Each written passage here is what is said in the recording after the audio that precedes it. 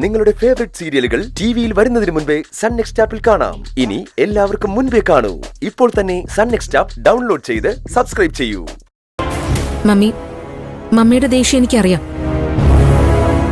പക്ഷേ മമ്മിയുടെ മകൾക്ക് അതിലേറെ ചെയ്യാൻ പറ്റും. അത് ഞാൻ നോക്കിക്കോളാം.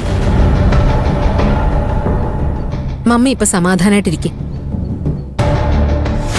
ഇന്നെന്തും ചെയ്യാൻ കഴിവുള്ളവളാ ഈ ശ്രേയ രാജേശ്വരി.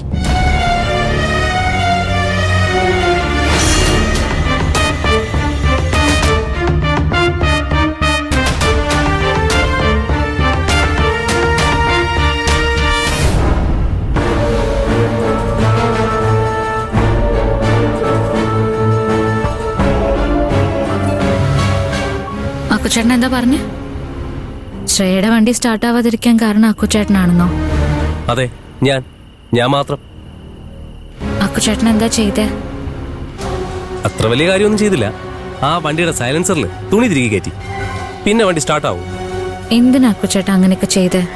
അതോ, അടിക്കടി പകരത്തിന് പകരം എന്നൊക്കെ കേട്ടിട്ടില്ലേ? എന്തൊക്കെയായാലും അക്കുച്ചേട്ടൻ ചെയ്ത് ശരിയായില്ല. ശ്രേയ നമ്മളോട് എന്ത് വേണേലും കാണിച്ചോട്ടെ, നമ്മളും അവളെ പോലെ ആവണോ?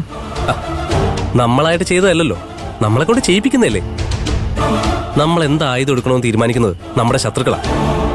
അതാ പറഞ്ഞത്, നമ്മളും ഇങ്ങനെ ചെയ്യാൻ പോയാ ശ്രേയ അക്കുച്ചേട്ടനും തമ്മിൽ എന്താ വ്യത്യാസമുള്ളത്?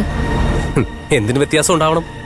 നമുക്ക് മനസ്സിൽ നന്മയുണ്ടെന്ന് കരുതി ശ്രേയെ പോലുള്ള നീച ജന്മങ്ങൾ ചെയ്യുന്നത് നോക്കി കൈയും കെട്ടിയിരിക്കണോ? അവള് നിന്നെ കരയിപ്പിച്ചു, അതെനിക്ക് സഹിച്ചില്ല.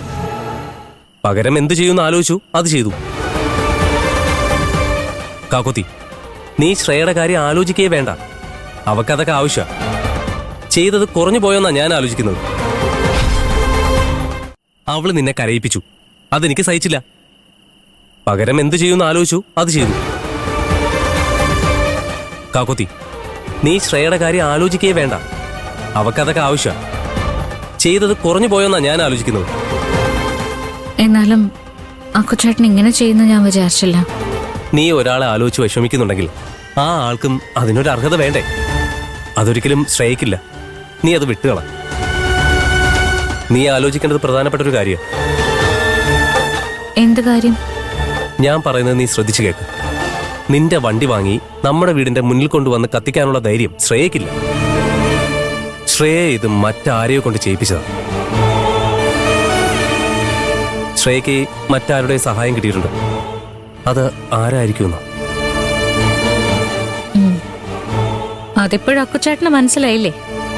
നമ്മൾ ഇന്ന് അമ്പലത്തിൽ പോയി തിരിച്ചു വരും വഴി അമ്മായി അരവിന്ദേട്ടനും ശ്രേയയുടെ വീട്ടിൽ നിന്ന് ഇറങ്ങി വരുന്ന കണ്ടില്ലേ?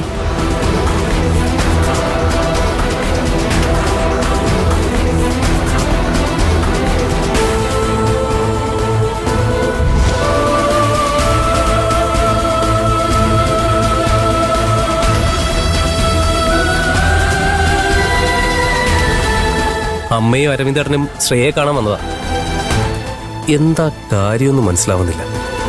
ഒരു കാര്യം ഉറപ്പാ, അവര് ശ്രേയെ കാണാൻ വന്നിട്ടുണ്ടെങ്കിൽ ഒരുമിച്ചെന്തോ പ്ലാൻ ചെയ്യാനാ. ഇവര് മൂന്നുപേരും നല്ല കാര്യങ്ങൾക്ക് വേണ്ടി ഒരുമിക്കില്ല.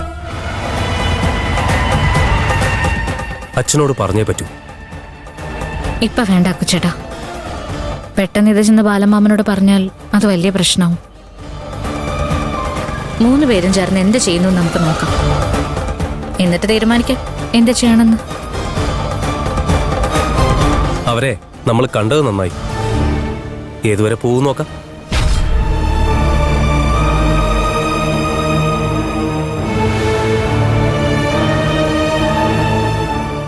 അതേ കാക്കോത്തി, അവര് 3 പേരും അന്ന് തന്നെ ടൈപ്പ് ആയിട്ടുണ്ട്. എന്റെ വണ്ടി കത്തിച്ചത് അവര് 3 പേരും ചേർന്ന. ഇത് ഇങ്ങനെ വിട്ടാ പറ്റില്ല കാക്കോത്തി. ഇപ്പൊ തന്നെ അച്ഛനെ കണ്ട് പറഞ്ഞ് തീരുമാനമാക്കണം. അക്കുച്ചേട്ടാ നിക്ക്. ഇപ്പൊ ബാലമാമനോട് നമ്മളിത് പറഞ്ഞ അമ്മായി അരവിന്ദേട്ടനെ വിളിച്ച് ചോദിക്കുമായിരിക്കും. ഇവിടെ ഒരു പ്രശ്നം ഉണ്ടായാല് അക്കുച്ചേട്ടനും ശ്രേയ ഒരുമിച്ച് പഠിച്ചവരാണെന്നും പരിചയമുള്ളവരാണെന്നൊക്കെ ബാലമാമൻ അറിയും. ബാലമാമൻ അതറിഞ്ഞാൽ എന്തുകൊണ്ട് എന്നോടിത് പറഞ്ഞില്ല എന്ന് അക്കുച്ചേട്ടനോട് ചോദിക്കും. അതിന് അക്കുച്ചേട്ടൻ എന്ത് മറുപടി പറയും? കാര്യങ്ങള് കൂടുതൽ കുഴപ്പത്തിലേക്ക് പോവും. നമ്മുടെയും ബാലമാമന്റെയും സമാധാനം നഷ്ടപ്പെടും. അതുകൊണ്ട് ധൃതിപ്പെടണ്ട.